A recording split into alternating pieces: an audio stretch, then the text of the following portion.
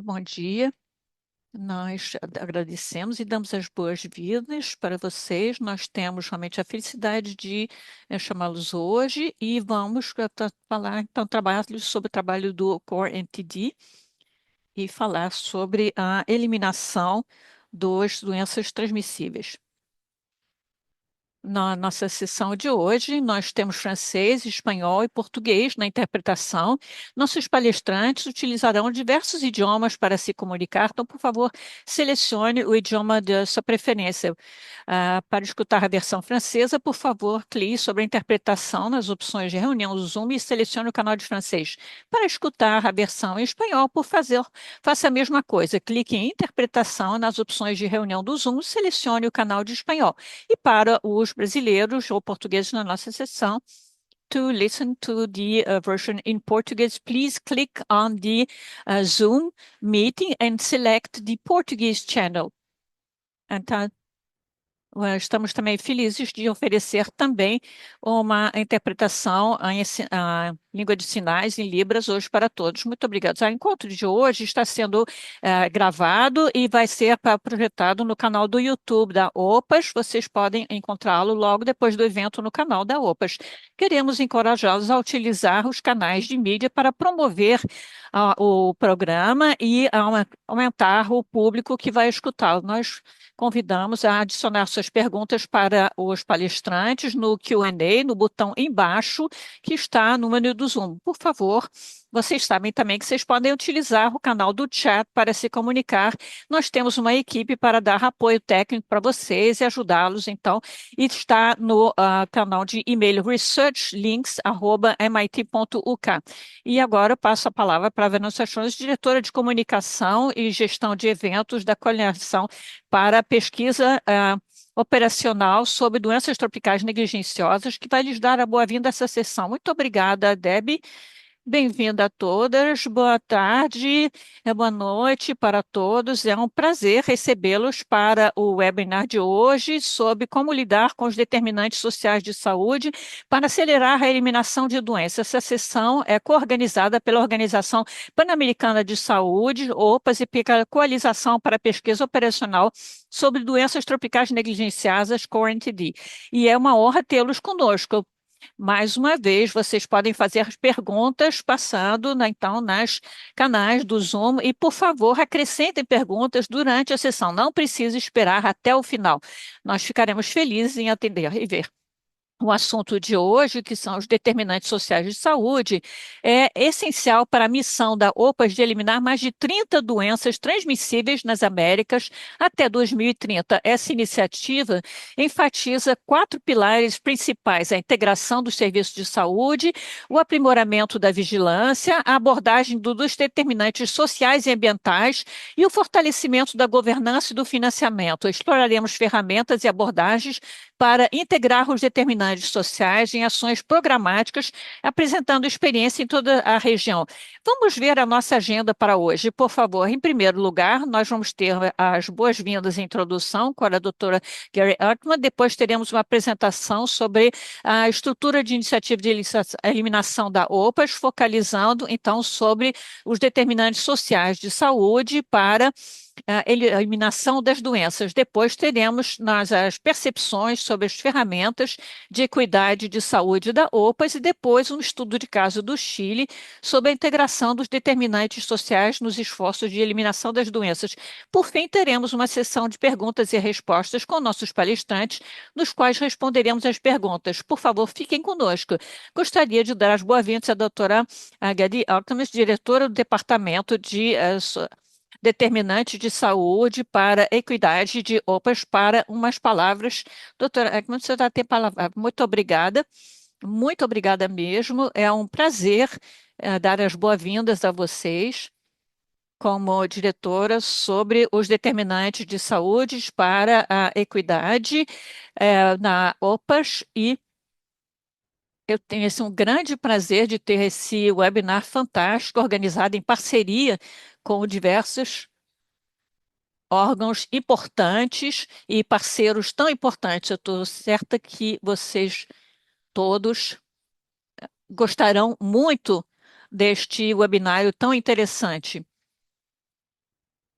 Então, o nosso programa de alimentação é uma das nossas propostas para a PARO, e eliminar as doenças de todas as condições não é uma tarefa fácil, e nós sabemos disso, requer colaboração entre diversos atores, não somente ministérios de saúde, e não somente o nível central ou federal. Isso requer uma abordagem intersetorial da sociedade. E é dentro deste contexto do tratamento dos determinantes sociais de saúde para a equidade que nós estamos falando. É essencial, então, ligar esses determinantes sociais a todos os componentes principais e dirigir nossos esforços sobre eles. Nós sabemos que devemos tão somente tratar dos determinantes, mas também as condições e os fatores que aumentam a vulnerabilidade das pessoas. E só o faremos tratando dos determinantes e trabalhando sobre a efetividade e adaptabilidade de nossas intervenções para melhor adotar um trabalho sobre o conteúdo local e os desafios das populações. Nós trabalhamos, então, com a OPAS, com um trabalho integrado e interdepartamental para a eliminação. E eu agradeço aos nossos colegas, Marta e outros, que focalizam sobre isso e nos ajudam a lidar com os mecanismos de vulnerabilidade e exposição e como tratá-los para eliminar as doenças transmissíveis. Essa abordagem abrangente nos permite, então, a fazer intervenções bem objetivadas e resolver barreiras específicas, acessando-as e assegurando, então, a adesão ao tratamento entre populações vulneráveis. Isso também inclui, então, por exemplo, a promoção da saúde como um pilar central, como, por exemplo, acesso a saneamento e água potável, que são críticos para eliminar várias doenças e também eliminar, então, doenças comunicáveis e mudar a situação. Por exemplo, mudar, por exemplo, os territórios em que os mosquitos se reproduzem. Nós temos, então, que tratar isso para conseguir uma maneira equitável e sustentável de resolver esses desafios da saúde. A OPAS, então, trabalha nessa equidade e nos elementos chaves para determiná-los. Isso se reflete na nossa iniciativa de eliminação. Nós temos, eu quero agradecer então às pessoas que trabalham com os determinantes de saúde, a liderança do Departamento de Doenças, dos Centros de Controle de Doença e de Eliminação de Doenças Transmissíveis. Não devemos só apenas identificar os pontos vulneráveis, temos também que tratá-los e resolver os mecanismos que os geram. E precisamos identificar, então, como fazê-lo e criar e sustentar uma maneira viável e sustentável de lidar com as vulnerabilidades. E esse engajamento para lidar com nossas políticas e programas para tratar doenças comunicáveis ainda não conseguiu alcançar todas as populações. Nós ainda temos populações que ficaram para trás. Então, as vantagens de tornar de ter relatórios abrangentes sobre a situação, é ter uma visão mais clara desta situação para otimizar recursos, evitar a fragmentação e criar, então, intervenções contextualmente adaptadas à situação para assegurar recursos e ações que contribuam de maneira justa a criar uma posição sustentável, reforçar o desenvolvimento nas nossas regiões e reforçar as poluições. E nós, então, devemos obter a participação das comunidades para isso, e nós sabemos que sem a participação e o engajamento das comunidades, que seja real, não teremos sucesso na nosso programa de eliminação. Nós devemos também trabalhar juntos, o que se reflete nas efetividades de nossas políticas para assegurar que os esforços para eliminar as desigualdades sejam bem-sucedidos, para assegurar também a eliminação das doenças. Então, devemos trabalhar não somente então com as comunidades, mas de uma maneira intersetorial, e isso nos leva também a focalizar em vários níveis do governo, que são todos críticos para assegurar esta abordagem abrangente. E temos que trabalhar também com os parceiros que trabalham de maneira mais subjacente, apoiando os seus esforços. Eu quero agradecer a todos que tornaram esse webinário possível, agradecer vocês por suas presença. Vocês podem acompanhar agora ou que vão nos ouvir mais tarde no YouTube, mas eu quero agradecer a todos por todos os esforços que vocês fazem e pelo progresso que nos permitem fazer. É somente juntos que poderemos ir para frente para um futuro mais equitativo para todos. Muito obrigado. Muito obrigada, doutora Akan, por suas palavras e por seu engajamento para fazer ir para frente a equidade. E eu quero agradecer-lhe, então, por suas palavras. Agora, gostaria de dar as boas-vindas à nossa primeira palestrante, doutora Marta Saboias, a assessora sênior para as doenças transmissíveis na Parro, que vai falar, então, da iniciativa de eliminação das doenças. Eu quero saudar todos os nossos participantes e agradecer a doutora Ekman por estabelecer realmente o tom para esse webinário tão importante sobre os determinantes sociais de saúde e a agenda para a eliminação de mais de 30 doenças transmissíveis na região das Américas. Eu agora vou apresentar o arcabouço que temos para a eliminação das doenças. Permitam-me, por favor, aqui. Eu acho que vocês todos estão vendo minha apresentação. Eu estou em modo de apresentação total. A iniciativa de eliminação trabalha sobre mais da eliminação de 30 doenças nas Américas e condições relacionadas a estas. É importante salientar que essas iniciativas de alimentação foram conceitualizadas, baseadas sobre a longa história e rica história das Américas na eliminação de doenças. Cada uma dessas bolhas ou caixas nessa figura representam uma doença que foi eliminada na região das Américas, em alguns casos na região inteira, como por exemplo a vacina para prevenir várias doenças como sarampo, rubéola congênita, tétano, poliomielites e outras, e também mostrando certos sucessos na região, como por exemplo o tratamento de doenças tropicais negligenciadas. Nós somos alguma das regiões que, pelas primeiras vezes no mundo, conseguiram a eliminação da oncocerciose. Mais recentemente, o México conseguiu a eliminação da raiva humana transmitida também por cães e o México também eliminou o tracoma. Em outros casos, temos países que conseguiram fazer a eliminação da transmissão da sífilis, do HIV entre mãe e filho. Há portanto, uma longa história de eliminação de doenças que é extremamente rica e nós entendemos, então, que realmente, nossos participantes e os estados que participam criaram um arcabouço e uma política para a eliminação de doenças comunicáveis que deverá estar vigente para 2030. Esse arcabouço foi criado para os Estados-membros da organização e os componentes principais da iniciativa de eliminação não somente são as doenças, nós temos uma capacidade muito grande de trabalhar em programas para eliminação de doenças que propomos aqui.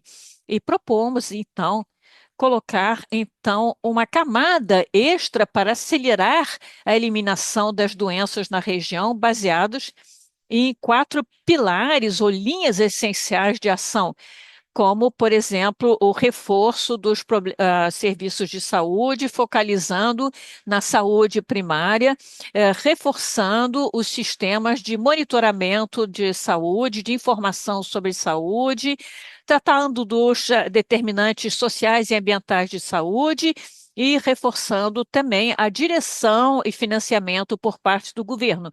É claro que essas linhas de ação são necessárias para chegar a esses objetivos de eliminação com componentes adicionais durante as intervenções nesse ciclo de vida e em áreas transversais, focalizando, como, por exemplo, direitos humanos, focalizando nas populações mais vulneráveis e equidade de gênero. E é sobre isso que vamos falar agora para mudar essa abordagem das doenças que nós tínhamos até agora. Nós vamos focalizar nessas áreas transversais que são comuns e que são necessárias para acelerar os esforços de país a país e na região para eliminar os objetivos que nós temos. Então, essa é a lista atual das doenças, 30 doenças ou mais, que são incluídas na iniciativa de eliminação. São divididas em 4 grupos. O primeiro grupo tem uma lista das doenças que já conhecemos e que nós temos ferramentas, estratégias para alcançar a eliminação e também que sabemos que elas são viáveis técnica e cientificamente para alcançar essas metas. São a combinação aqui de doenças tropicais negligenciadas, doenças prevenidas por vacinas, infecções transmitidas sexual, temos também a tuberculose, por exemplo, também temos câncer cervical. Então, temos uma variedade de doenças que são no primeiro grupo e sabemos que essa região podem acelerar os esforços para conseguir as alvos de eliminação. No caso do segundo grupo, nós temos 2 riscos ambientais, geralmente, então, são combustíveis que poluem as casas e que são o objetivo da eliminação. E o terceiro grupo, que tem um grupo importante também, e é essencial para manter e proteger esses resultados através de implementação de ações específicas, como é o caso das vacinas, a reforço da vigilância para detectar, então, qualquer reemergência das doenças e responder imediatamente a esses riscos. E o quarto grupo tem 2 doenças que já foram objetivos para erradicação globalmente, e nessa região é preciso chegar à interrupção da transmissão para contribuir com a meta da eliminação. Então, a doença da febre aftosa, e sim, esse é o grupo de doenças. É uma lista que é bastante ativa, estamos revisando as informações e as evidências para todas essas outras doenças que possam ser incluídas, então, para a eliminação na região por volta de 2020. Agora vamos focalizar nas 4 linhas de ação. Como a Vanessa mencionou no começo deste webinar, existem 4 linhas de ações que são a essência da iniciativa de eliminação. A primeira é abordar, então, os determinantes ambientais e sociais da saúde. É essencial para nós, porque, como o Dr. Ekman mencionou, se não incluirmos essa abordagem de determinados sociais e ambientais, será cada vez mais difícil chegar a essas metas de eliminação na região inteira. E estamos falando do contexto social e econômico, porque é essencial primeiro, para acelerar esses resultados, e segundo, para sustentar esses resultados e melhorar a qualidade de vida da população. Então, a iniciativa de eliminação não é só eliminar as doenças, mas a melhorar a vida de milhões de pessoas em toda a região. Todos sabemos, então, que as doenças transmissíveis estão intimamente relacionadas com esses determinantes sociais e econômicos, como baixo nível de educação, baixa renda, insuficiente, algumas vezes até ausência, então, de serviços de saúde, educação, água e saneamento, e temos problemas adicionais que são específicos em populações como a discriminação e estigmatização. Quando colocamos todos esses determinantes sociais juntos na saúde, dentro das características individuais e da comunidade, principalmente as características individuais, como um fator físico ou biológico, como idade, exposição a certas condições ou fatores até genéticos, estas combinações fazem com que a endemicidade, então, das doenças transmissíveis sejam mais difíceis de serem reduzidas e as populações estarão, então, num período muito grande de impactos e danos causados por essas doenças. Então, essa é a razão por trás do qual estamos vendo que esses determinantes sociais são uma abordagem para acelerar a eliminação das doenças. Enquanto estamos incluindo esses determinantes sociais como determinação para eliminação, é porque queremos chegar nas causas raízes dessas doenças, não só para implementar intervenções médicas, mas realmente para chegar ao impacto de longo tempo e duradouro nessas comunidades, então com equidade. Então, o Dr. Ekman mencionou na sua abertura que isso é essencial e nós queremos chegar, então, nas metas de eliminação. Estamos interessados, então, em reduzir o ônus das doenças, mas isso significa que nós teremos que ter comunidades que são resilientes, que tenham melhores condições de vida e também queremos causar um impacto e melhorar as eficiências dos sistemas de saúde para que possamos focar, então, na prevenção e intervenções precoces. Então, esta é a lista das principais doenças, das 30 ou mais doenças, nas quais os países nas Américas ainda não conseguiram chegar nessas metas de alimentação. Como vocês veem, nós temos várias doenças que ainda estão endêmicas, estão afetando as populações de vários países na nossa região. Este é um trabalho muito difícil que nós temos, acelerar, então, as metas de eliminação. Mas, então, no grupo de doenças e infecções negligenciadas e nas doenças zoonóticas, nós podemos ver que nem todos os países nas Américas têm populações afetadas por essas doenças. Por exemplo, a lepra. Esta afeta vários países na nossa região, mas isso não significa que essa doença afeta toda a população desses países. Mas se mudarmos a atenção, então, para o tracoma, só temos tracoma em 4 países. Então, entender o que está acontecendo por trás de toda essa distribuição de doenças nas regiões, não somente no nível nacional, mas no nível subnacional, é essencial para que possamos acelerar, então, as nossas metas de aceleração. Se analisarmos o que acontece com a gráfica, com a lepra, nesse gráfico está mostrando o número de casos autógenos da lepra em toda a região, e nós temos as informações mais atualizadas aqui. Vocês temos que a maioria dos casos ocorre no Brasil, mas, de repente, mais de 20 mil casos no Brasil, nós temos um grupo de países também que tem de 100 a 500, a 400 casos totais de lepras por ano. E qual é a diferença? Por que essas populações estão afetadas por essa doença? Em que condições eles estão vivendo? E quais são os determinantes que fazem com que eles sejam mais afetados pela doença? Mas temos também um grupo de países que estão reportando anualmente entre 10 e menos de 100 casos de lepra por ano, provavelmente porque esses grupos de população em áreas bem específicas do país, em alguns casos, é muito difícil de alcançá-los através do sistema regular de saúde. E temos, então, um grupo de saúdes que reporta menos de 10 novos casos autógenos de lepra por ano. Provavelmente, eles estão muito próximos da eliminação, mas precisamos diferenciar a intervenção em cada um desses países para entender quais são as causas raiz da lepra e que ainda está afetando populações, mesmo que ainda temos as ferramentas para diagnosticar e tratar essas populações. E a mesma coisa acontece com outras doenças. Nós podemos ver aqui a percentagem de população que praticam defecação aberta na região das Américas. E vocês podem ver que a percentagem é muito diferente entre os países. E quais são as diferenças? Quais são as populações que ainda praticam essa defecação aberta na região das Américas e o porquê? Então, entender o que está acontecendo por trás desses números, do número de casos e o percentagem de populações afetadas por essas doenças, ou então teve o tempo dessas práticas também, é essencial para poder acelerar a eliminação dessas doenças.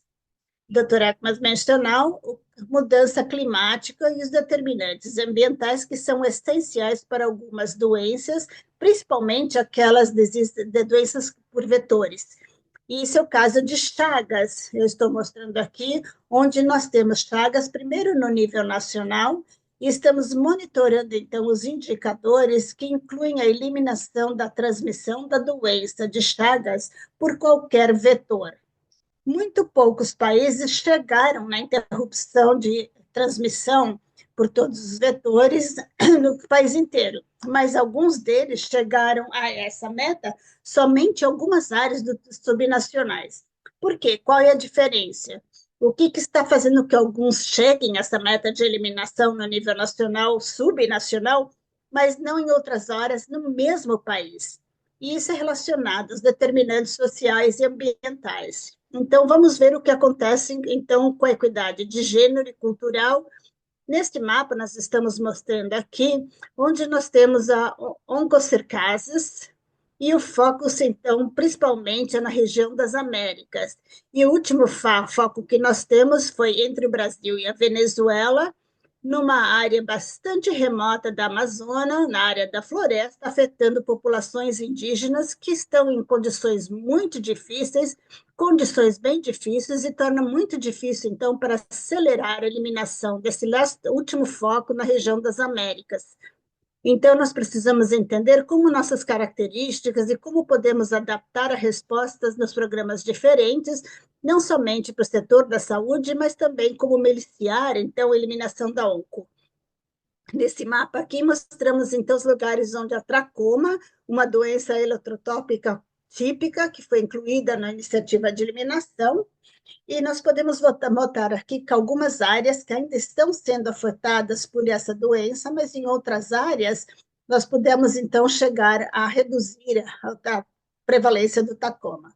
Então, quais são as aplicações práticas dos determinantes sociais em doenças, em programas de doenças transmissíveis? Estamos falando sobre coisas que não estão mais relacionadas a intervenções médicas. Se queremos acelerar, então, a eliminação da tuberculose, por exemplo, em favelas urbanas, precisamos melhorar o acesso à saúde, à habitação saudável, nutrição, que são componentes essenciais para eliminar a tuberculose na região das Américas.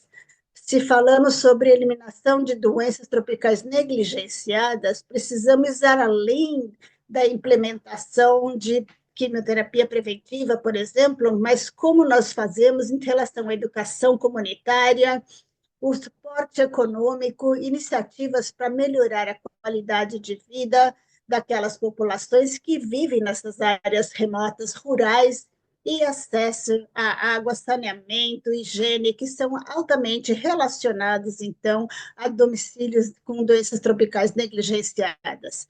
O HIV/AIDS também são parte dessa lista de doenças para o qual nós temos um problema, mas precisamos incluir nessas intervenções também ações que estão relacionadas à educação, apoio à saúde mental e acesso a oportunidades de trabalho para melhorar a vida e diminuir o ônus da doença nessas comunidades. Então, queremos fazer determinantes sociais o principal componente, ou um dos principais componentes dessa iniciativa de eliminação. As estratégias principais para acelerar isso nos países: primeiro, nós precisamos entender o efeito de políticas nos resultados de saúde através dos determinantes sociais de saúde. Precisamos, então, ter um envolvimento comunitário importante no planejamento, implementação e monitoramento das nossas ações, e precisamos acelerar, então, a colaboração entre setores. Nós precisamos continuar a trabalhar com a eliminação e controle das doenças, nós precisamos dessa especialidade, nós precisamos dos especialistas e intervenções específicas. Porém, precisamos combinar isso, e muito rapidamente, num nível mais acelerado, com os determinantes comunitários, sociais e de saúde, para poder ter um resultado holístico de saúde e melhorar a condição de vida das comunidades afetadas. Gostaria de convidar a todos vocês para rever o nosso portal de dados da iniciativa de eliminação, que tem informações muito boas sobre os nossos objetivos para a eliminação dessas doenças. E, finalmente, como eu comecei a minha apresentação, no passado e a história da eliminação das doenças da América, este é o futuro. baseado nas melhores informações que nós temos pela Organização Pan-Americana de Saúde. Cada uma dessas bolhas mostra para vocês uma doença e a lista dos países onde nós podemos alcançar as nossas metas de eliminação agora e antes de 2030, através dessa iniciativa de eliminação. Obrigada. E, Vanessa, eu passo a palavra de novo a você. Muito obrigada, doutora Saboy, por sua visão tão abrangente da iniciativa de eliminação. O objetivo de eliminação de mais de 30 doenças transmissíveis até 2030 é muito ambicioso, mas como você demonstrou, isso se baseia numa abordagem abrangente e integrada. Vamos agora aprender sobre uma ferramenta poderosa para garantir a equidade na saúde em todos os esforços de eliminação. Dê as boas-vindas, por favor, senhora doutora Oriel Silveira, que vai pela promoção, então, das doenças transmissíveis. Muito obrigada.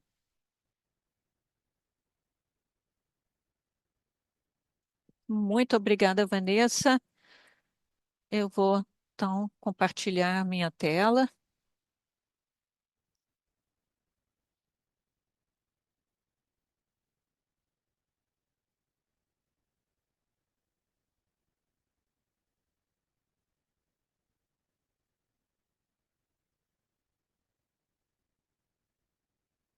Bom, ok.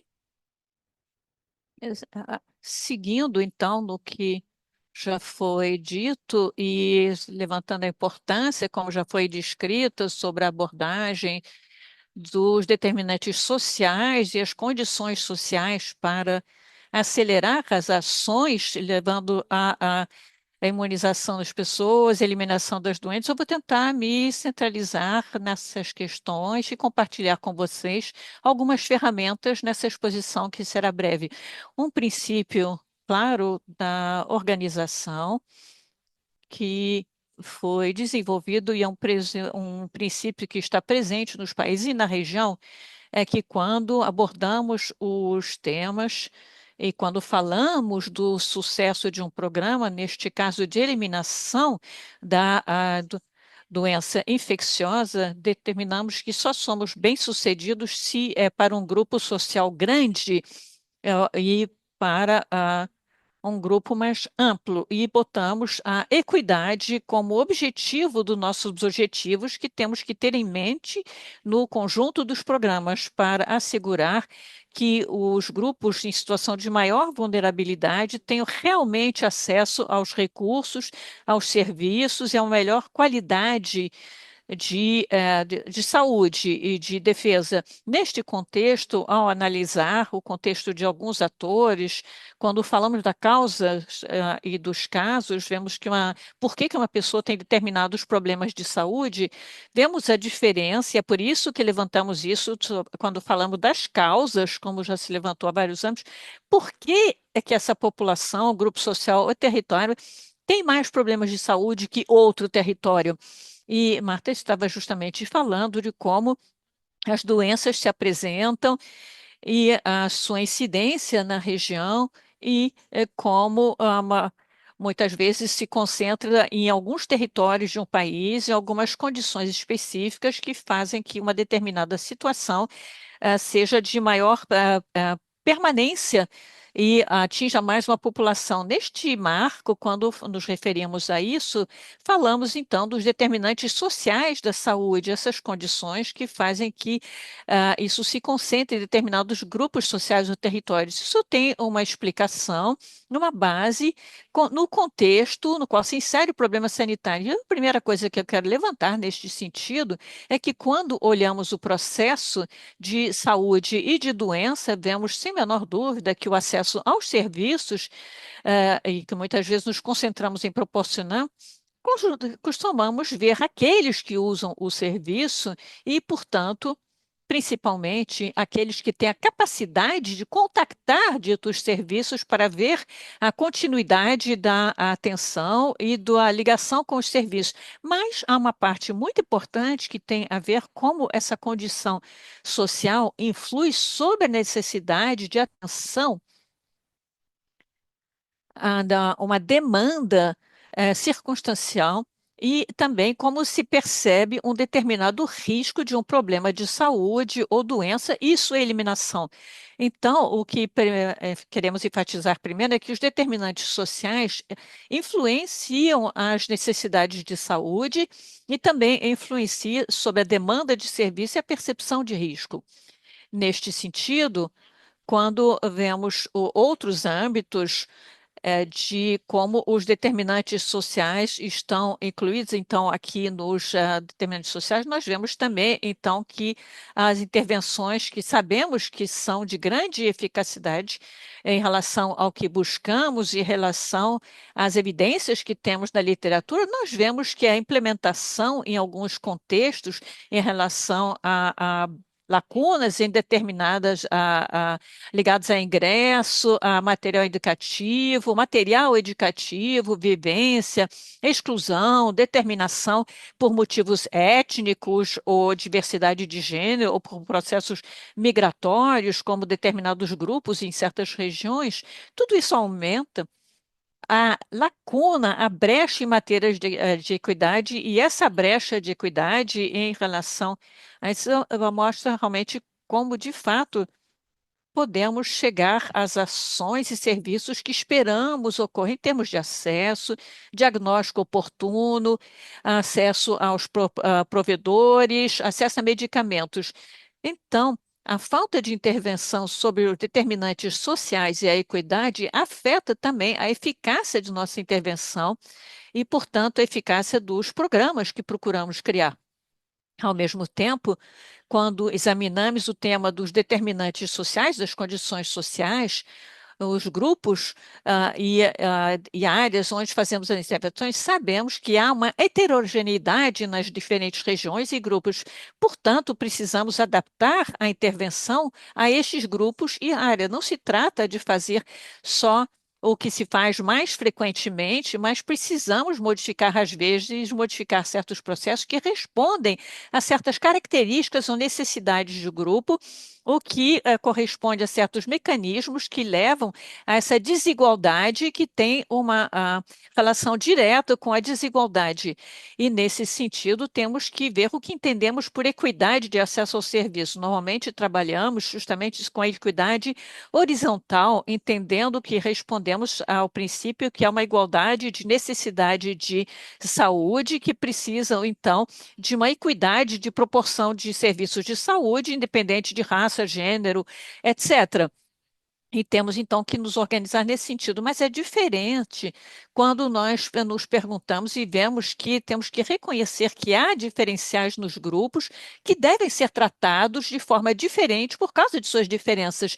Isso implica reconhecer, então, as diferenças e modificar as intervenções para responder aos contextos, para responder aos determinantes sociais de um determinado território em que pessoas convivem. Nesse marco, procuramos avançar, então, como vemos isso dentro do marco das doenças infecciosas e eliminação das doenças transmitíveis, dentro de um marco de colaboração para reforçar nossos esforços e em ter uma melhor colaboração. E sabemos também que queremos ter efeitos imediatos, é claro, efeitos que vemos, reconhecemos as condições de trabalho, reconhecemos as comorbidades, reconhecemos as realidades dos projetos migratórios e como influenciam tudo isso, reconhecemos a importância das mudanças climáticas também, mas vemos que por trás de tudo isso há mecanismos e aspectos estruturais que marcam de uma maneira importante como obtemos melhores resultados nessa matéria. Então, vemos então que a questão de proteção material, invisibilização de certos grupos que são minoritários, diferenças políticas que fazem que certos grupos não sejam visualizados, temas que levam à discriminação, temas então de afastamento.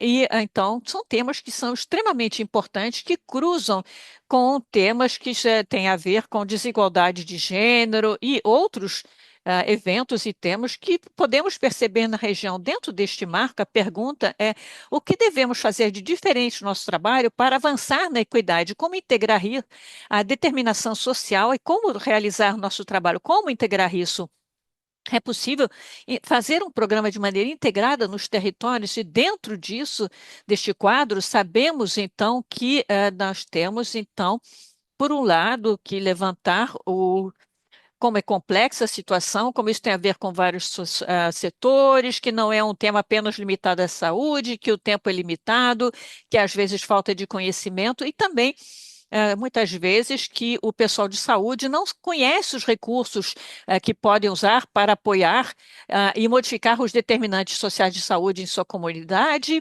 E quando enfatizamos a questão, por exemplo, de participação social, que o pessoal de saúde muitas vezes não tem tempo para enfrentar tarefas que são integradas e que há dificuldade também e é preciso, então, ver o tema da interseccionalidade em termos de tempo e outras barreiras que se aplicam aos esforços intersetoriais.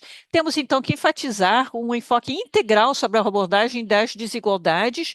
Então, em primeiro ponto, devemos ser exploratórios, sensibilizar, temos que ver maneiras de ajudar a pensar e opções para utilizar vários caminhos, porque a realidade dos diferentes complexos é muito grande. Nós temos ferramentas para uma análise rápida de equidade e saúde para tratar desses determinantes sociais de saúde, e temos então que ver de uma maneira exploratória ver quais são as brechas e lacunas para implementar um programa e também temos que centrar no cerne da situação, não somente na acesso a determinados grupos, são temas que são relevantes, mas precisamos centrar realmente em como o enfoque de equidade é um componente essencial no que fazer e não só um tema em termos de aspirações, mas também tem que se traduzir no conteúdo de design e implementação.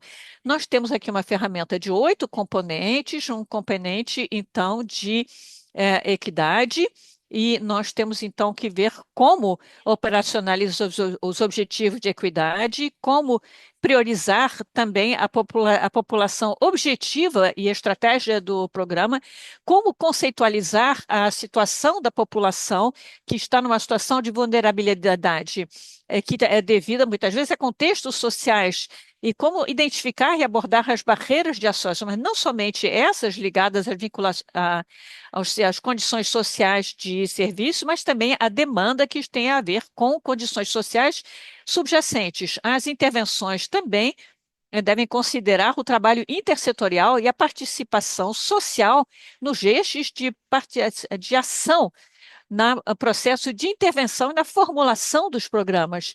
E, finalmente, como os mecanismos para monitorar e avaliar a situação contemplam os progressos na luta contra a desigualdade e também nas intervenções fora do setor de saúde e sua inserção nos programas. Então, para muitos, no tema da eliminação, as, ah, as políticas em matéria de transporte, de programas sociais, são fundamentais para o êxito do programa neste processo. Esses 8 componentes são fundamentais.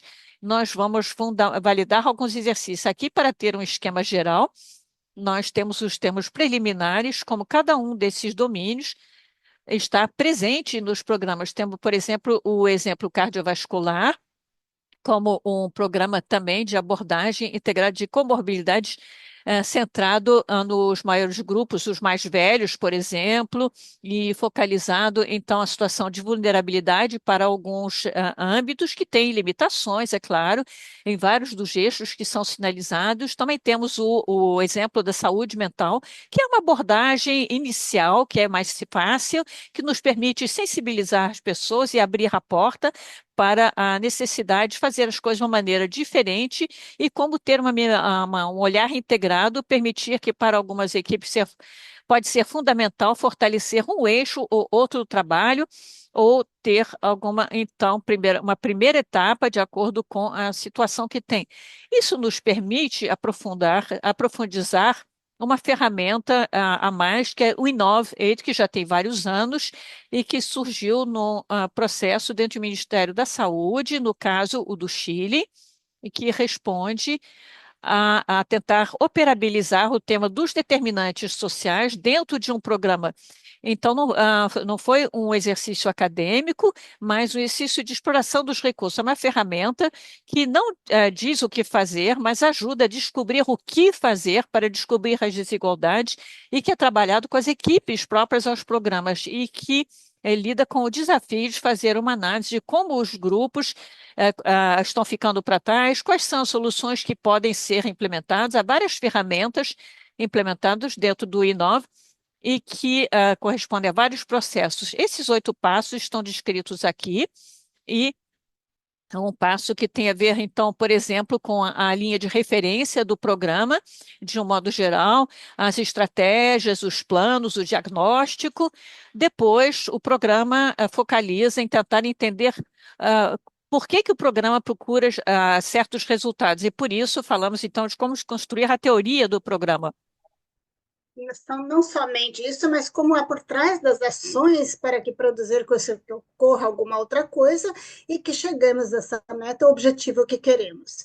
Depois disso, procuramos ver quais são os grupos, território, grupo social, que são as populações que ficam fora do programa, apesar de que podem estar definidas como parte deste.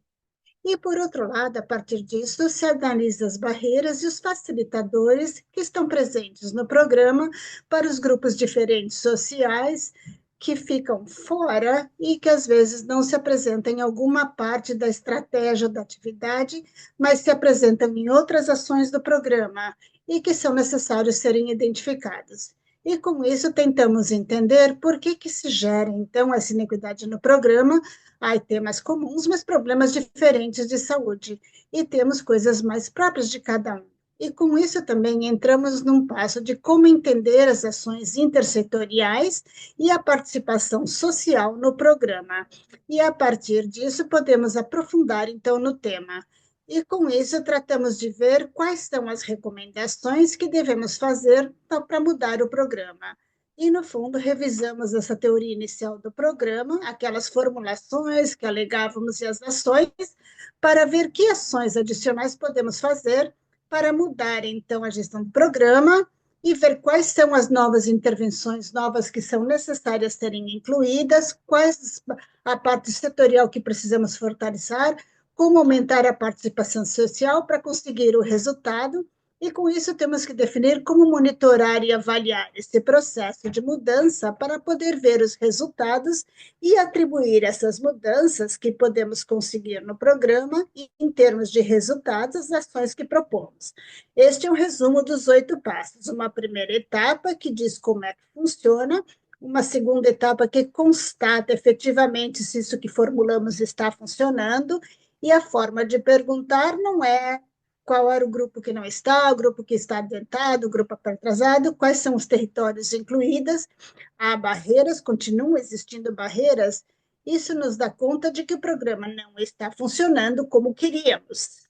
E entramos, então, na terceira etapa, que assinalava, então, que, na verdade, é cobrir os mecanismos iniciais e poder abordar esses temas. Isso nós fazemos através de entender os mecanismos de inequidade, entender como estamos trabalhando na parte intersetorial e social, e entramos na parte, então, do desenho, que é elaborar, então, essa parte de mudança, melhorias e definir então, monitoramento e avaliação. Então, nós temos um exemplo bastante geral aqui com relação a alguns temas que realizamos. Por exemplo, no termo de saúde perinatal, que era a mãe vinculada também à ação, e uma análise com relação à tuberculose, com relação à discriminação e estigma, e nós podemos ver principalmente que a tuberculose estava centrada no programa da imigração. Temos também a obesidade infantil e atividade física, que era uma estratégia também que nós avaliamos e trabalhamos e vimos como essa estratégia populacional e o ambiente eram essenciais para poder reforçar isso. E quando analisamos também a parte respiratória em pessoas mais idosas, podemos ver também como orientar os serviços. Esses são em termos de panorama geral e podemos ver os elementos que nos ajudam a ver como algumas dessas ferramentas podem ser úteis, mas precisam ser adequadas ao contexto dos países e nos ajudam a determinar, então, quais são os determinantes sociais dentro da nossa estratégia, plano e programa. Obrigada.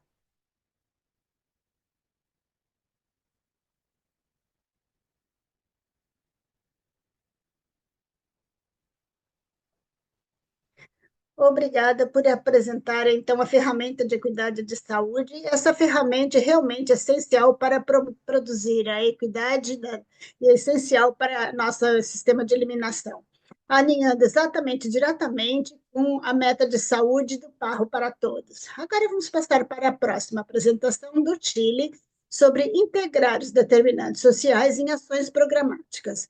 Por favor, deem as boas-vindas à doutora Gina Pereira, que é especialista da Cooperação Técnica Nacional no Departamento de Prevenção de Câncer e Controle, também do Ministério da Saúde do Chile.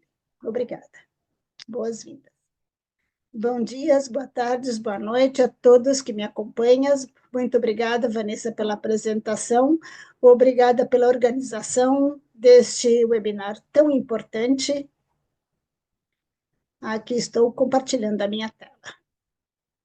Hoje venho representar um grupo de profissionais distintos do Chile, principalmente da União Central e também da parte nacional subnacional, e vou falar sobre o contexto dessa reforma de saúde que está acontecendo no Chile, com a integração da determinação social no que pode fazer os programas. Estamos realmente redesenhando, então, o processo de câncer cérvico-uterino. Então, por favor, me acompanhem neste caminho, então, vou contar a vocês como ver e ver o enfoque que tínhamos antigamente e mostrar o que mudamos. Então, eu quero mostrar a vocês como nos conformamos novamente, porque iniciamos um trabalho com câncer de mama e câncer cérvico-uterino, e como isso foi se constituindo na definição de um trabalho mais relacionado ao câncer cervicuterino, quero mostrar algumas iniciativas nacionais que nós podemos ver sobre esse programa e duas etapas em particular que eu quero mostrar quando continuarmos. Então, disse que nós éramos 3 integrantes da União Central e também de instâncias subnacionais. No Chile, nós temos 16 regiões, e esse trabalho dessa nova visão desse programa de cervicuterino participaram 2 regiões, a região de Cerdevídeo e a região de Arica e de Parinacota, que são regiões que estão nos extremos.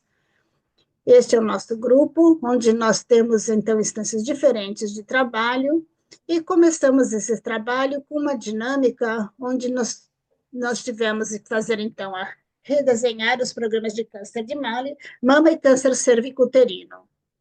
E nessa tarefa inicial, nós precisamos identificar quais são as principais preocupações ou obstáculos potenciais e redesenhar esses 2 programas, considerando que são programas que não têm população idênticas em termos de intervenções de saneamento e etc. Tínhamos outra limitação também, que era analisar as orientações técnicas do programa e sua estrutura, que não estão atualizados, e, portanto, nós teríamos que rever, então, quais eram as intervenções sanitárias que podemos colocar nesse programa e nessas orientações técnicas, e as intervenções distintas sanitárias que consideravam dentro desse regime, que não estavam atualizadas. E assim, então, nós também tivemos que fazer com que a ciência também vai progredindo, e temos que, então, adaptar esse programa. Fizemos algumas discussões, então, do que considerávamos como programa, se era um documento principal, se era um conjunto de intervenções, e também podíamos verificar isso. E também, depois dessa primeira fase, esse primeiro webinar, gerar uma proposta de soluções, obstáculos e preocupações. Como vocês podemos ver, fizemos uma análise inicial em âmbitos diferentes de inequidade, avaliação, determinantes sociais, intersectorialidade, e aqui nesses âmbitos nós tínhamos um programa de câncer mama e cervicuterino, e fizemos uma sobre o que existia, um desenvolvimento inexistente, e também se havia um desenvolvimento promissor, e a ferramenta, então, mostrou aqui que em ambos os programas, nesse momento, não ainda definimos o câncer cervicuterino, então, teríamos essa pontuação onde ressaltávamos, então, alguns âmbitos de participação social e de gênero, como alguns dos âmbitos que tinham mais nesse programa. Finalmente, durante todos esses workshops, fizemos uma definição, então, para esta ferramenta, e vimos a necessidade, então, de tomar uma definição de quais dos dois programas íamos trabalhar, com câncer de mama ou câncer cervicouterino, considerando o que vimos anteriormente, que eram populações que não se coincidiam e a intervenção sanitária não era igual. Finalmente, tivemos uma discussão muito boa no grupo, onde se alegou várias coisas diferentes em termos de que o câncer cervicuterino teria uma oportunidade de ser prevenido, porque há distintos tipos de câncer que provocam esse tipo aqui, então, como o Helicobacter, o HPV, e com isso poderíamos ter muitas oportunidades de fazer uma prevenção e evitar que essa enfermidade se desenvolvesse. E por essa razão, a doutora Saboia também mostrou a eliminação, então, do câncer da e nessa mesma linha, vinculados então à dificuldade do que era a causa, havia também ferramentas sanitárias disponíveis para momentos definíveis, para imunização, para tratamento, e a eliminação do câncer cervicuterino é uma estratégia mundial, onde se estabelece metas diferentes para essa eliminação, com imunização e tratamento. E com isso, então, selecionamos o câncer cervicuterino por todas essas oportunidades e por toda a necessidade de evitar, então, novos casos e também poder relacionar, então, essas enfermidades.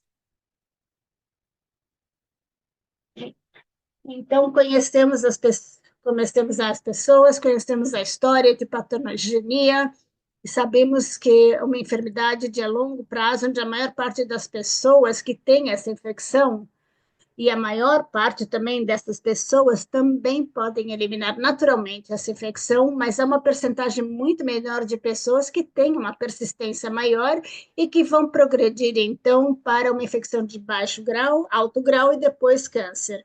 Conhecendo essa história, conhecendo os agentes, então, a intervenção sanitária para este programa de câncer cervicuterino estão agrupadas como intervenção de eliminação, prevenção e tratamento. Existem várias iniciativas nacionais no Chile, e o Chile é pioneiro, então, nisso, porque tem uma trajetória muito grande na abordagem de câncer cervicuterino, e vou contar a vocês, então, rapidamente, que no ano de 1960 se iniciou um projeto piloto com a Universidade de Chile para incorporar o teste de Papa Nicolau também para dentro da medicina cervical, para dentro das intervenções para eliminar o programa cervicuterino. Se criou um programa, então, com orientações técnicas, e em 2004 se criou um programa que é uma transição para tipos diferentes de enfermidades, onde a primeira enfermidade que se incorporou foi o câncer cervicuterino, e que foi um regime de garantia de saúde.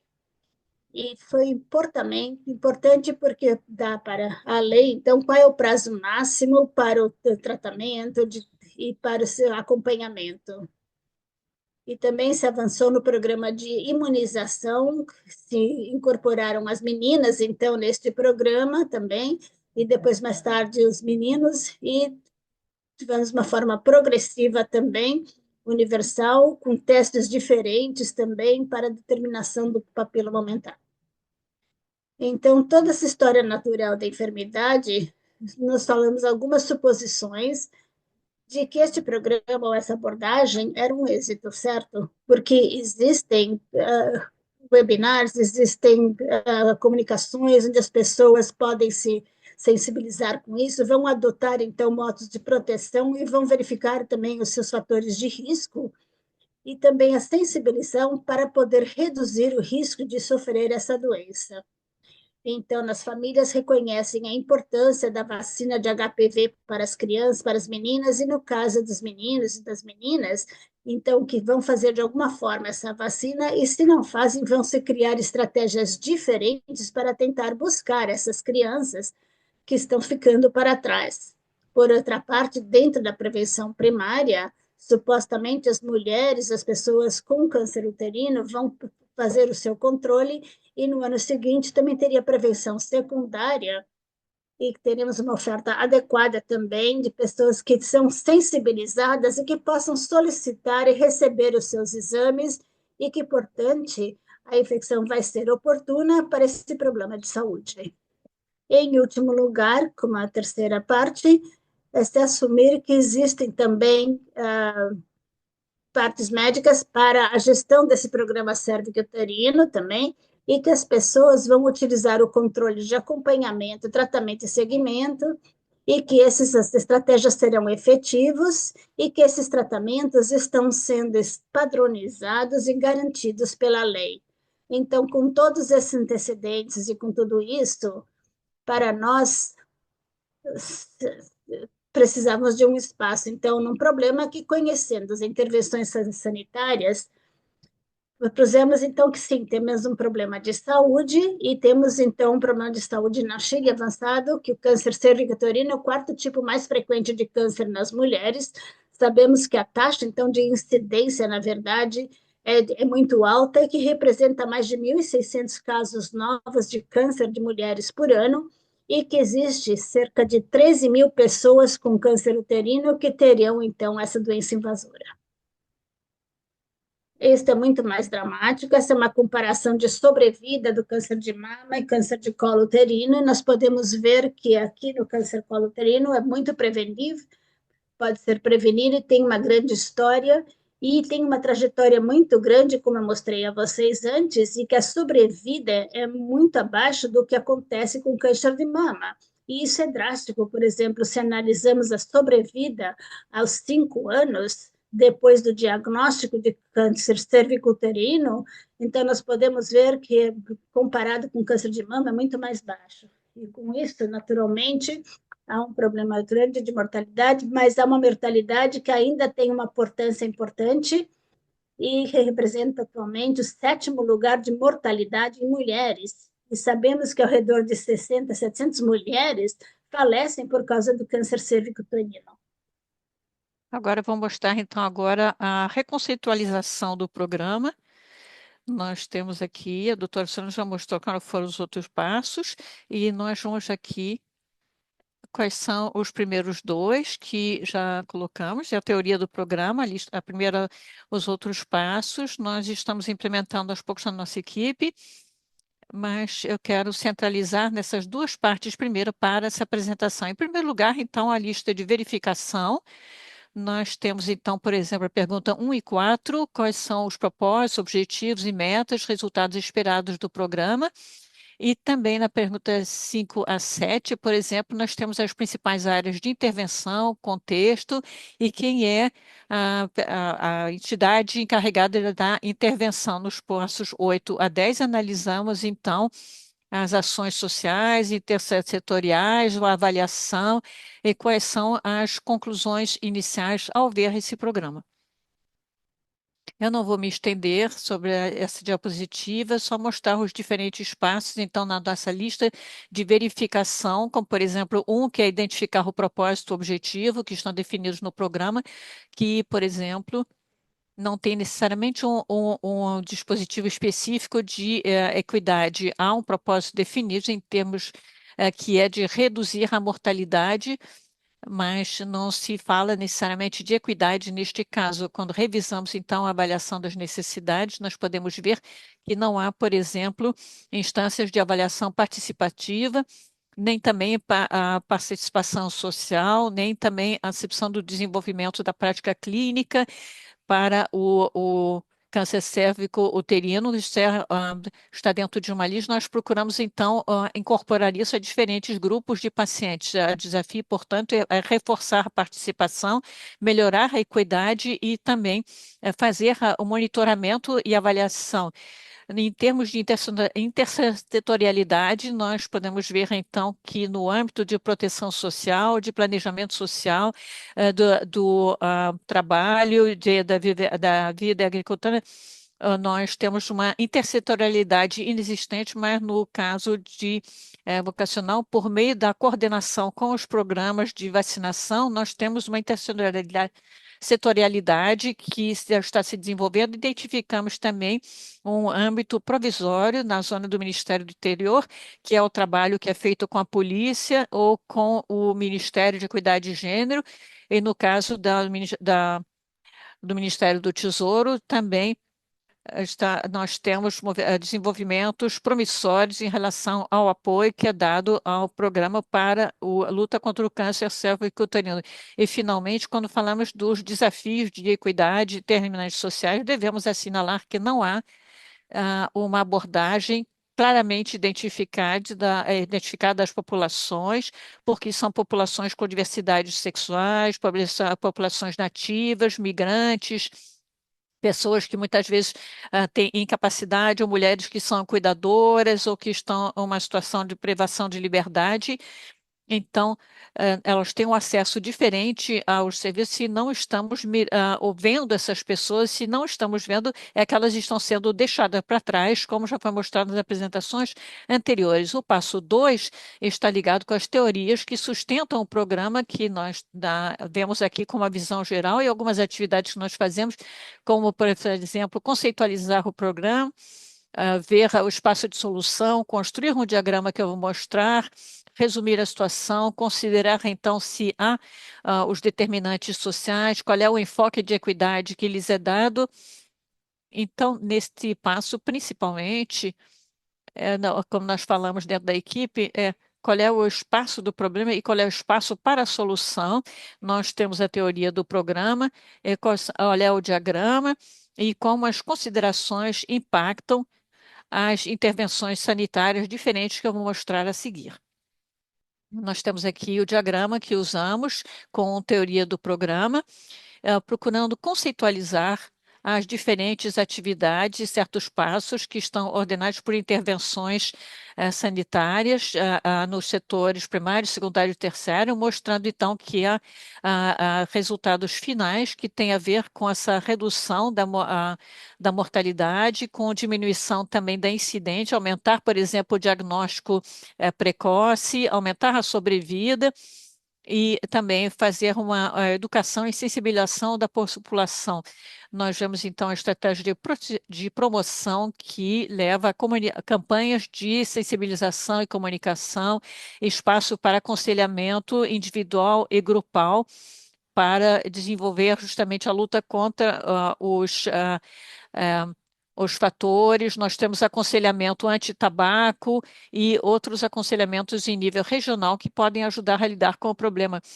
Nós temos as intervenções primárias, que aqui visam eliminar o aparecimento da doença, e nós temos, então, as consultas e controles ginecológicos que estão implementados e que buscam reduzir, então, a morbidade e mortalidade e fazer o controle das doenças ginecológicas. E nesse espaço, são oferecidos determinados exames, como o Papai Nicolau e esfregaços. Por outro lado, nós também temos vacinação escolar contra a HPV para meninas e meninos de 9 anos em diante, idade escolar, portanto.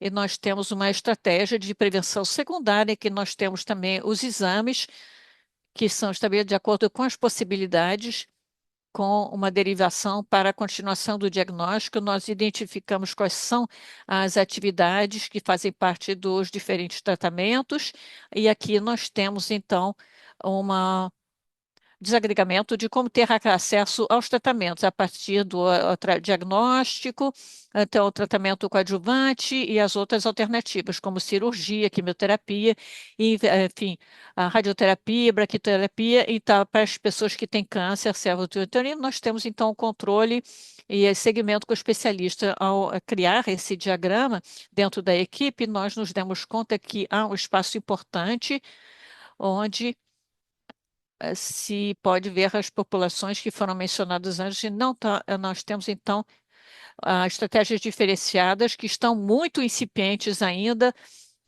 e há muitas populações identificadas com anterioridade que não têm acesso a esse tipo de aconselhamento ou a exames que poderiam se beneficiar com isso e que ajudaria a detectar as lesões pré-invasoras para o câncer cervicouterino, evitando os passos subsequentes que seguem na doença.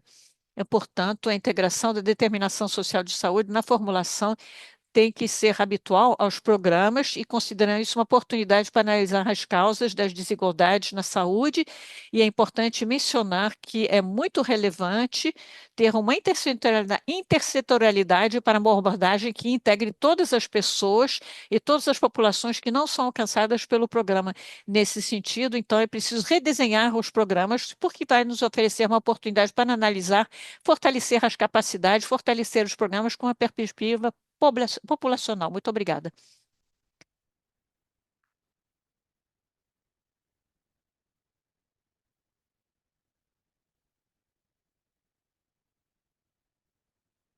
Muito obrigada, doutor Fernando, por compartilhar, então, a experiência inovadora do Chile. Esse estudo de caso mostrou como a priorização dos determinantes sociais pode levar a mudanças impactantes nos resultados sobre a saúde. É inspirador ver uma duplicação e aplicações disso no mundo reais.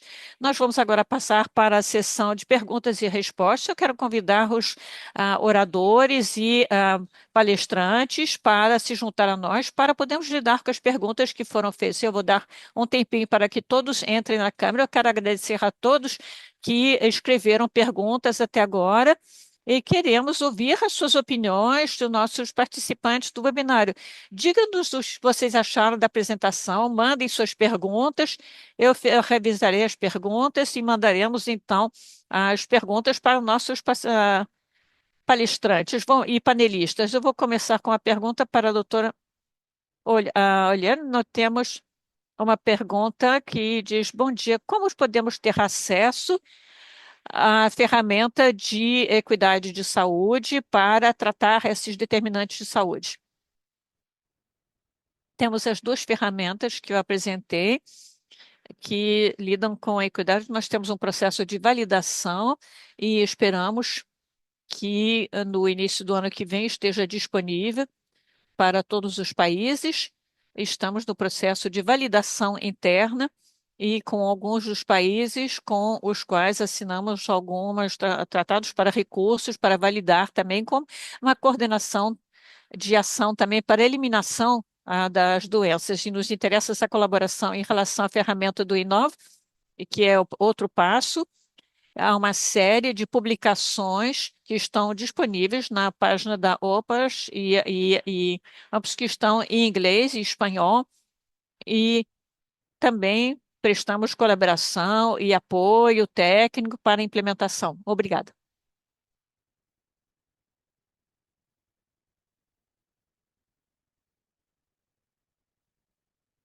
Muito obrigada, doutora Oriele. Depois temos uma pergunta para a doutora Marta Saboia. A pergunta é como os países estão trabalhando para lidar com os determinantes sociais de saúde para eliminar doenças transmissíveis que ainda estão sob essa iniciativa de eliminação.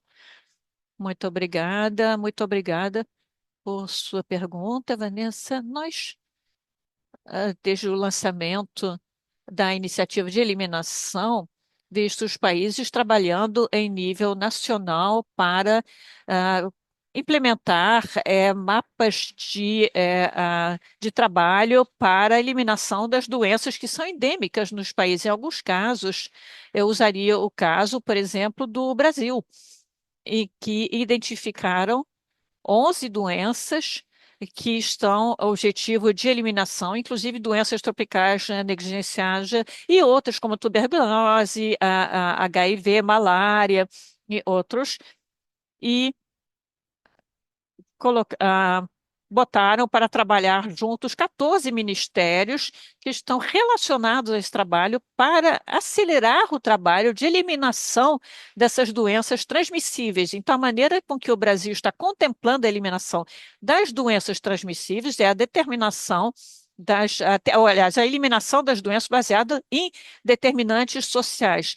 Então, nós temos a eliminação de doenças que são determinadas socialmente, baseadas na hipótese que essas doenças ocorrem e continuam de afetar populações que ainda, porque não conseguiram ainda lidar com as causas raízes dessas doenças. As causas podem se ver afetadas apenas se tivermos uma ação intersetorial com colaboração que não vai depender unicamente de um só Ministério, o da Saúde, para a eliminação. Um dos desafios que nós vemos, por exemplo, na região toda, é que, do ponto de vista do setor da saúde, isso é complexo, isso é difícil, isso requer tempo.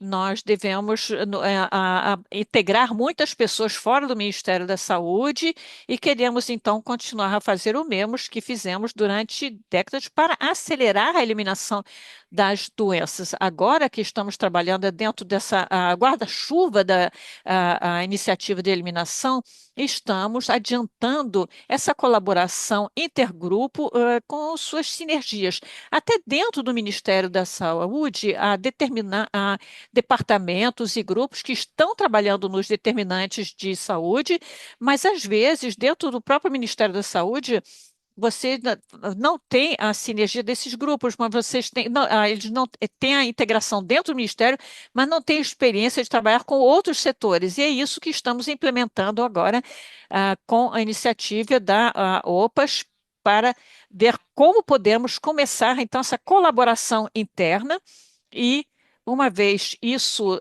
iniciado internamente, juntando todos os grupos, como podemos, então, engajar esses grupos fora do Ministério da Saúde, ligando-os com grupos que vão tratar das causas sociais, determinantes sociais e ambientais de saúde. E nós já vimos isso. Muitas vezes essas intervenções não estão ocorrendo em nível nacional. No nível nacional, nós temos regulamentações, protocolos, diretrizes. Na realidade, essas intervenções são implementadas em níveis local, sem o, engajar as autoridades subnacionais. Eu não estou falando só das autoridades de saúde, eu estou falando dos governos em nível municipal ou estadual, que são chave para mudar essa situação e transformar esses resultados de saúde, transformá-los num resultado coeso com suas comunidades para melhorar a saúde das populações em nível local. Nós estamos trabalhando, então, com os países para ver como esses países podem incluir todas essas perspectivas sobre os determinantes sociais e ambientais dentro de um roadmap, de um mapa de estratégia para eliminar as doenças transmissíveis, usando esse tipo de exemplo para esse tipo de iniciativa e eliminação das doenças. Muito obrigada, doutora Sabaia. Próxima pergunta, então, é para a Dina Pereira, alguém, outro membro da sua equipe, baseada, então, na sua experiência com a inovação, com Innovate, no contexto da eliminação do câncer cervical, quais são as estratégias importantes, então, para engajar departamentos diferentes que trabalham geralmente em silos para trabalhar colaborativamente nas iniciativas de eliminação?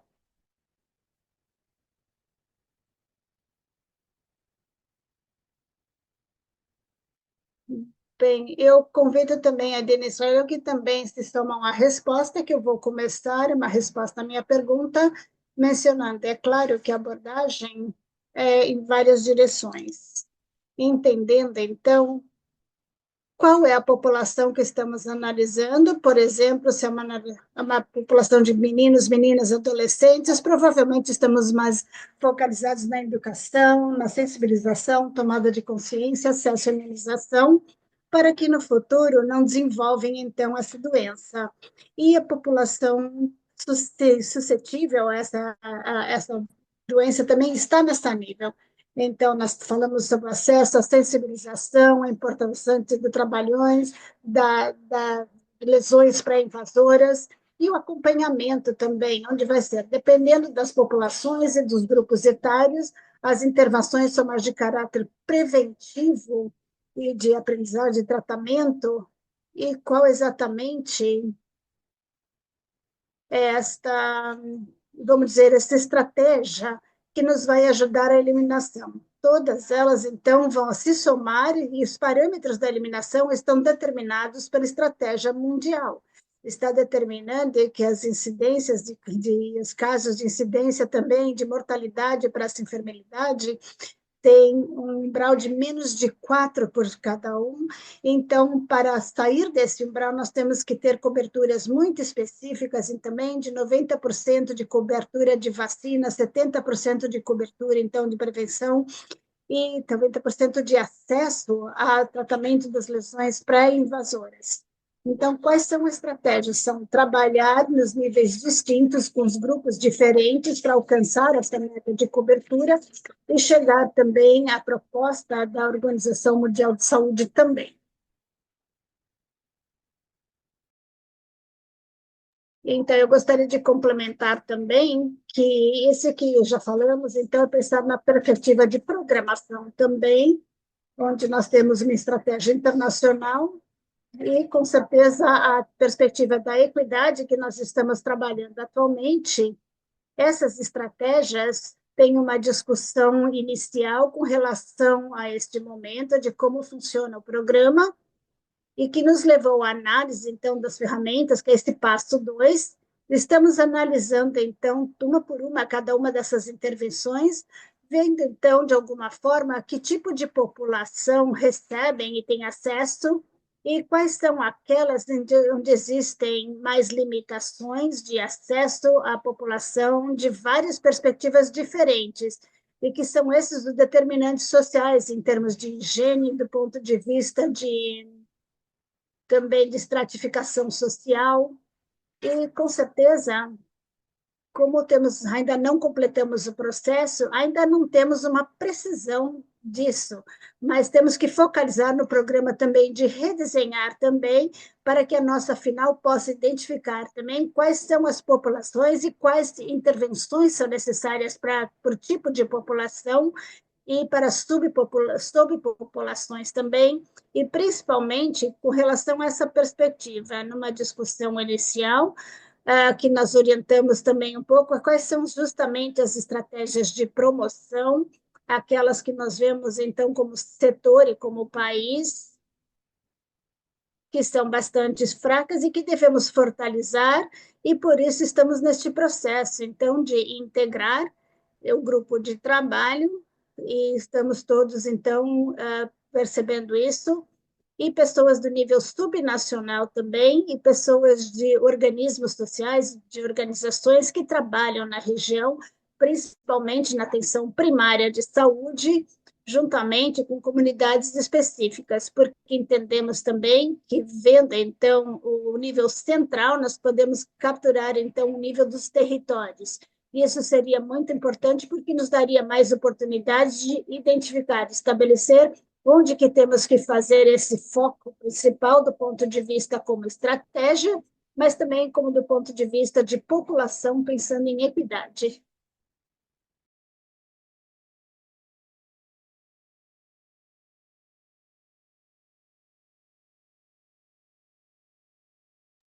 Obrigada, doutora Zina Pereira e doutora Atência, por sua atenção. Eu tenho uma outra pergunta aqui da nossa caixinha aqui de perguntas e respostas, e essa aqui é para todos os panelistas, mas principalmente para o time do Chile. Em termos de equidade no cuidado de pessoas com câncer cervical, por que a maioria dos tratamentos, como a braquiterapia, a radioterapia e certos medicamentos mais efetivos, não existem? Qual é o plano para os países em desvantagem em alcançar esses objetivos a partir de agora? É uma pergunta bastante grande e eu vou deixar qualquer um que queira começar ver com a resposta. Então, vou passar para o espanhol. Então, os nossos colegas do Ministério do Chile podem responder, então, porque eles estão garantindo acesso para as intervenções diferentes do câncer subuterino em grupos diferentes, situações de vulnerabilidade no Chile. Então, essa pergunta tem que ver com o nível regional. Na região das Américas, é uma região que se caracteriza por ter capacidades de muitos dos países para poder incluir intervenções. E o trabalho da Organização Pan-Americana de Saúde é dar essa cooperação técnica para que se inseram essas ações disponíveis também, podemos fazer, então, a eliminação das enfermidades.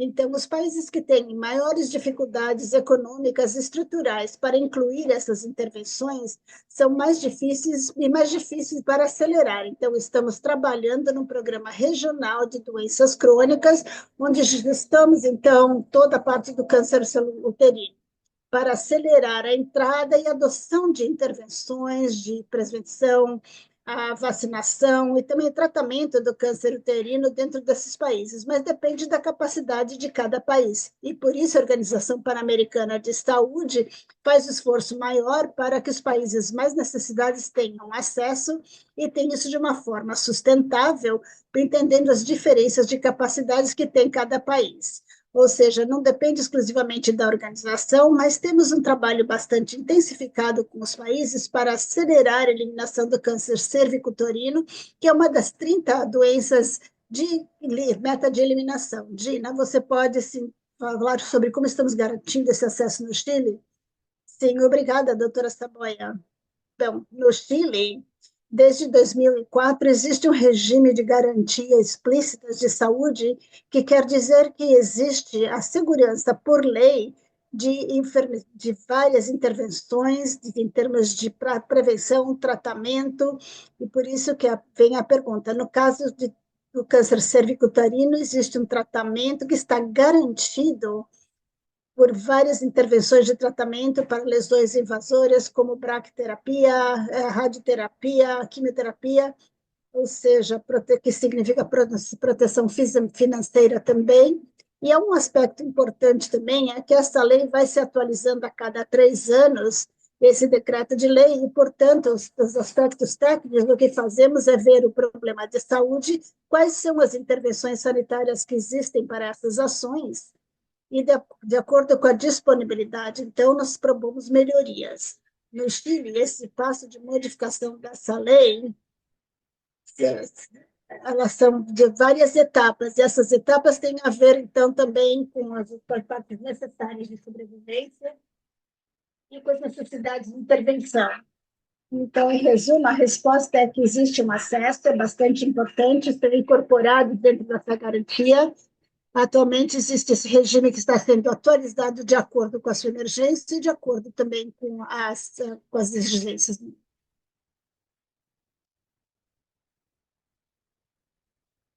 Muito obrigada, doutora Pereira e doutora Saboia, por suas respostas.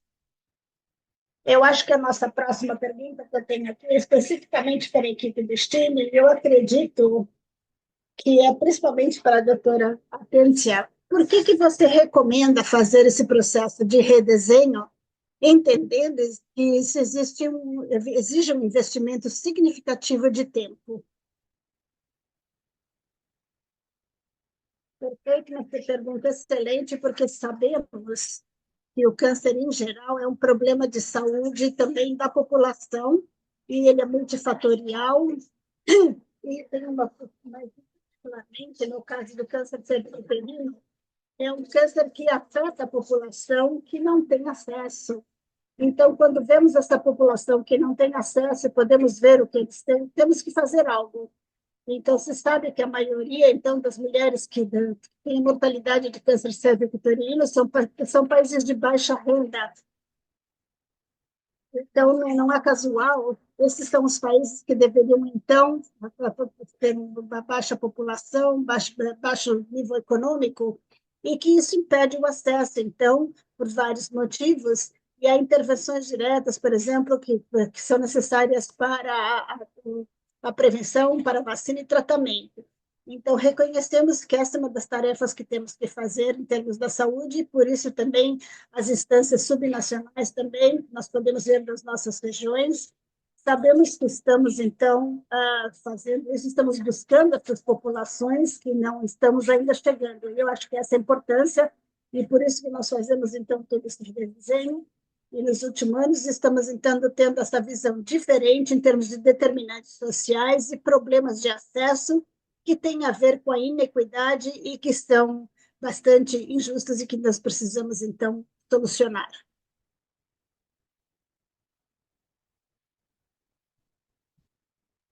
Muito obrigada. Próxima pergunta. Eu só quero agradecer aos participantes que fizeram parte desse webinário. E eu quero também agradecer, me desculpem, quero agradecer aos participantes por tantas perguntas e tanta participação ativa. Vamos tentar responder a todas essas perguntas, e se não conseguirmos fazê-lo, compartilharemos então uma lista de perguntas e respostas depois do webinar. A nossa próxima pergunta é para o Dr. Saboia.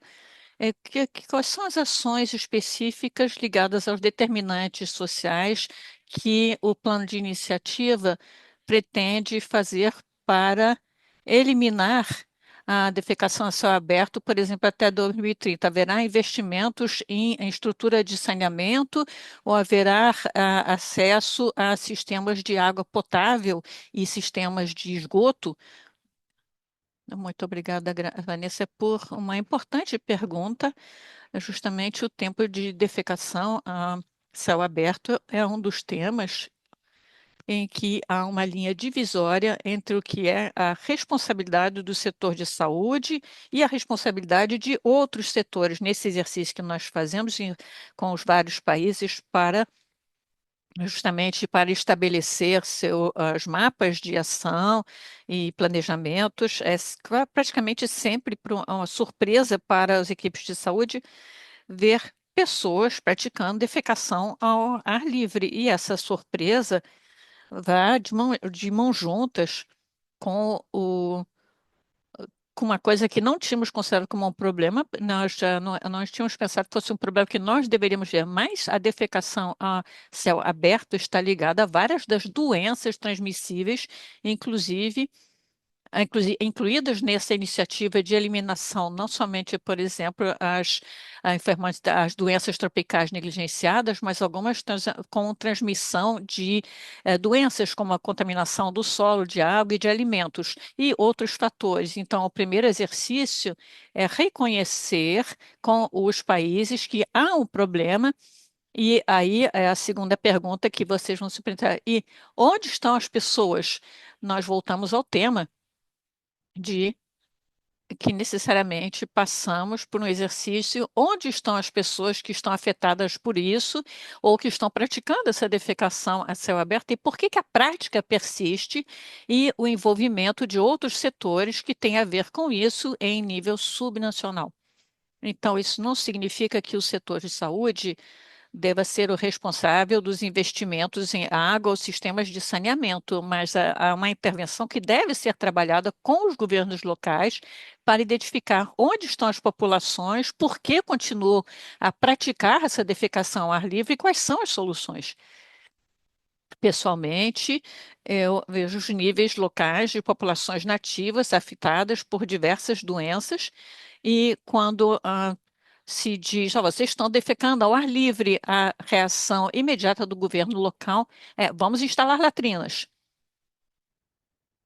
sem envolver de forma alguma as comunidades para entender primeiro se isso é um problema para essas comunidades, porque vem isso às vezes como uma coisa natural, para defecar ao ar livre. Se é um problema, qual é a solução? Eu já vi latrinas ou até mesmo banheiros que são usados como lugar para plantar plantinhas, porque culturalmente não é aceitável a intervenção que foi feita por agentes externos, achando que era a solução. Nós estamos, então, nesse processo com os países, de identificar primeiro que a defecação ao ar livre é um problema e onde está ocorrendo, e, em terceiro lugar, quais são as intervenções e envolvimento das comunidades para implementar ações em conjunto com o trabalho dos grupos que têm a ver com esse tema. A defecação ao ar livre é um tema que ocorre em outro departamento da organização. Estamos trabalhando com eles para ver quais são os instrumentos que já existem para ajudar os países a identificar quais são as ações necessárias para reduzir esta prática de defecação ao ar livre. E como qualquer outra das perguntas em relação a intervenções intersetoriais, não se trata somente de construir uma estrutura. É possível que em algum momento é preciso fazer isso, e como identificar onde está ocorrendo o problema, quais são as intervenções, como implementar e como, digamos, monitorá-las. Muito obrigada, doutora Saboia, por essa resposta. A próxima pergunta é para a doutora Auriele e doutor Gina Pereira. Para a equipe do Chile, digamos como um todo, vocês concordam em melhoria dos resultados de saúde nas populações mais vulneráveis? Envolve o trabalho de orientações técnicas para trabalhar sobre os determinantes de saúde, mas também outros setores, como, por exemplo, educação, habitação e outros que estão envolvidos. O que vocês acham disso? Se eu puder dizer algo, e depois eu passo para a equipe. Não há dúvida, quando nos referimos ao tema de determinante social, ou abordagem dos determinantes sociais, não é algo somente que possa ser feito pelo receptor sanitário, mas há um papel importante de outros setores sociais e também de outros setores do âmbito público, fora do setor público também. E o que se levanta aqui é algo central ao trabalho intersetorial, quando também se vê isso, não é um tema que ocorre fora do setor sanitário, tem um papel do setor de saúde no determinar do que fazer, não necessariamente vai criar um processo, vai ser parte de como certas políticas públicas vão impactar na saúde. Além da designação em determinados setores, fora o setor sanitário, a abordagem dos determinantes sociais está presente nas ações e também no presente de como executar as coisas. E devemos, então, construir um trabalho colaboratório que permita construir um objetivo em comum, que tenha uma abordagem em termos de intervenção, conceptualização, estrutura de governança, aspectos culturais das diferentes instituições. E nessa resposta, então, para abordar os determinantes sociais de saúde, é preciso haver um trabalho intersetorial que tem por objetivo comum abordar um problema que é visto como prioritário por diferentes setores, e é preciso então, buscar a equidade nesta meta como objetivo comum. Inevitavelmente, é preciso abordar o determinante social como um trabalho colaborativo, a ser construído em conjunto. É a minha visão.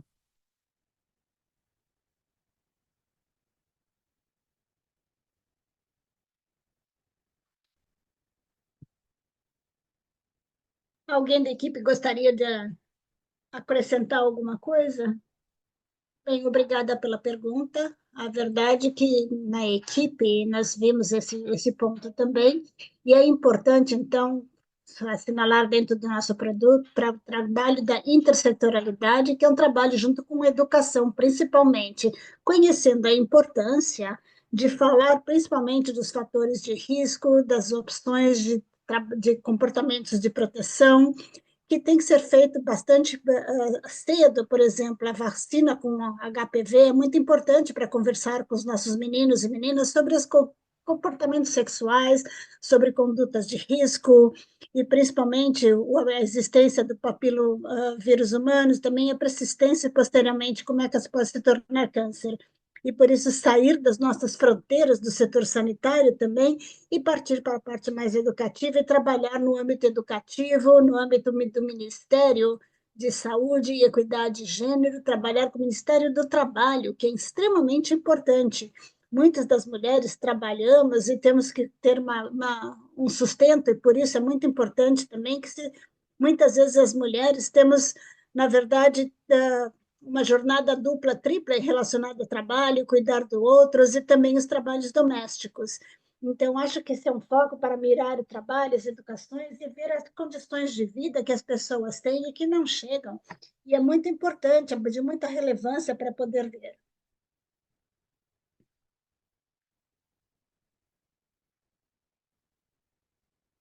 Muito obrigada, Dr. Pereira, Dr. Musada.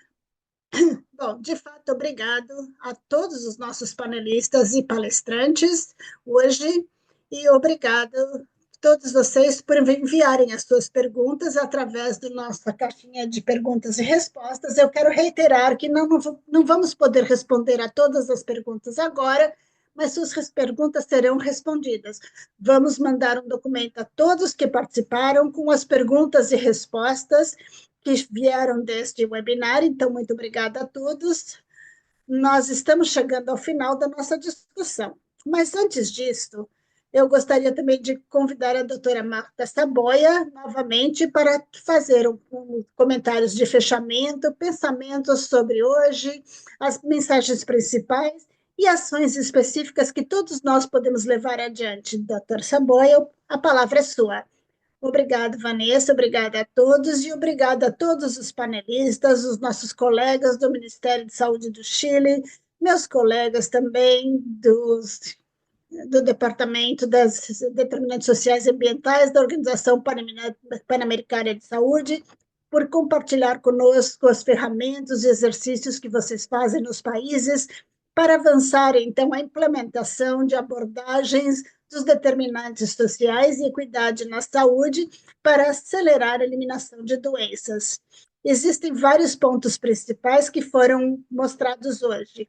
O primeiro é que nós entendemos que nós não vamos alcançar as metas de eliminação e sustentá-las se não incluirmos, então, as abordagens e abordarmos também os determinantes sociais e de saúde para melhorar a vida das populações e de milhões em todas as Américas que são afetados por várias doenças que não foram incluídas, então, nessa meta de intervenção.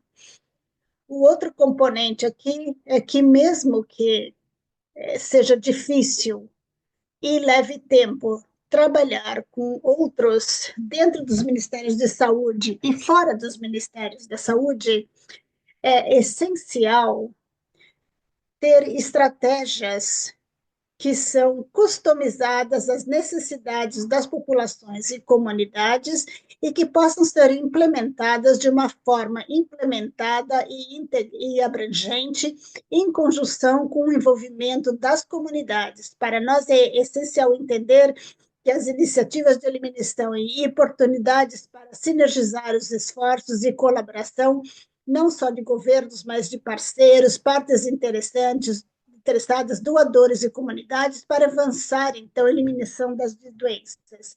Então, é muito importante ver como os países diferentes têm essas abordagens diferentes para eliminação, e se colocar estas lentes diferentes nesses programas que já temos para eliminar essas doenças transmissíveis, eu estou convencida que podemos, então, acelerar os esforços e sustentá-los e melhorar a vida de milhões de pessoas em toda a região, e se provavelmente possamos replicar isso em outras regiões para que o benefício possa ser estendido.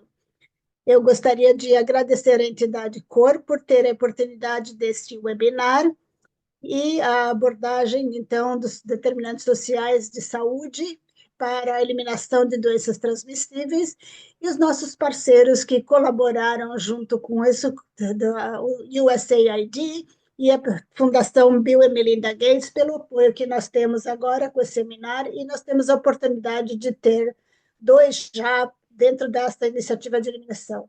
Aos participantes, obrigado pelo seu tempo, por compartilhar os seus pensamentos e as perguntas que foram muito interessantes. Não é um tópico fácil, mas é um tópico que precisamos trabalhar juntos para acelerar os esforços de eliminação de doenças. Vanessa, a palavra é sua. Muito obrigada, doutora Saboia. Obrigada a todos vocês pelos seus pensamentos e pelos passos de ação que podemos fazer depois dessa discussão. Eu só gostaria, então, agora, para terminar, também dizer, como a doutora Saboia disse, obrigada a todos os nossos palestrantes pelas suas apresentações maravilhosas. Obrigada a todos os nossos colegas no PARO, no Quarantine MIT, por tornar isso possível. E obrigada a vocês por participarem hoje e ficar conosco por toda essa sessão. Este seminário enfatizou a importância de abordar os determinantes sociais como parte dos esforços abrangentes de eliminação das doenças. Então, em nome do Parro, Quarantidini e todos os nossos parceiros, obrigado a todos, e eu gostaria de agradecer a USA e a Fundação Bill e Melinda Gates, que são os patrocinadores dessas séries de webinários. Obrigada, descansem e tenham um dia lindo. Obrigada.